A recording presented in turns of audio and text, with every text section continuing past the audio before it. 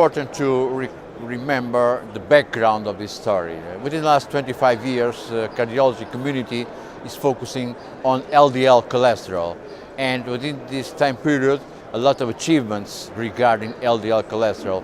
Nowadays, we recognize that LDL should be the better, the lower is the better, how lower is the better, and we recognize that how lower is LDL cholesterol, you are getting a great reduction of cardiovascular events, including mortality. Since this time period, we also recognize that HDL is also really important. HDL is closely related to atherosclerosis, but the question is, up to now, any clinical trial showed any benefit in regards of reduction of cardiovascular events. We have nice drugs, good drugs to increase the level of HDL, but when you look at the event rates is not reduced by these new drugs.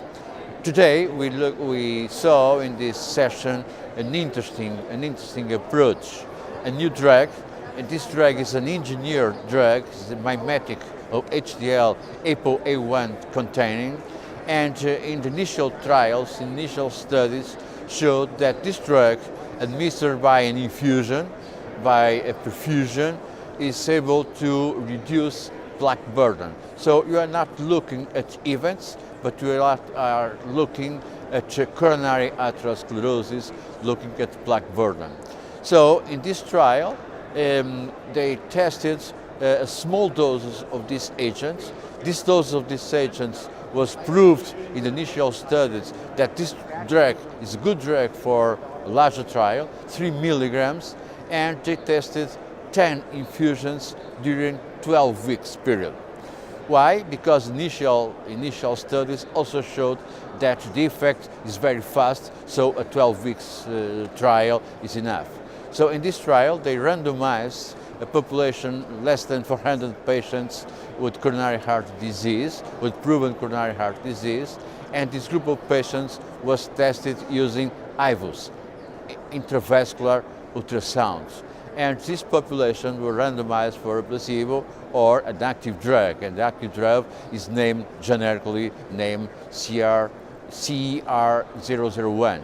And this population is a normal population of trials in this setting, mean age, and the division, risk factors, and so on.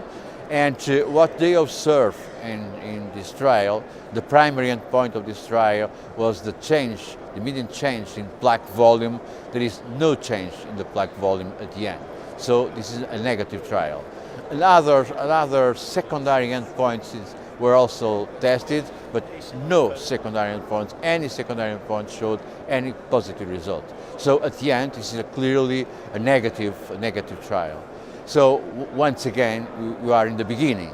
Once again, we are recognizing the role of HDL. HDL is really important in coronary atherosclerosis, but once again, a trial failed to show any evidence. In this case, not regarding events, because the trial was not designed to test events, but was designed to test coronary atherosclerosis with any difference in 12 weeks period. So we'll see in the future, because it's interesting to discuss if the doses used in this trial is appropriate or not, because the dose is a very, very low dose.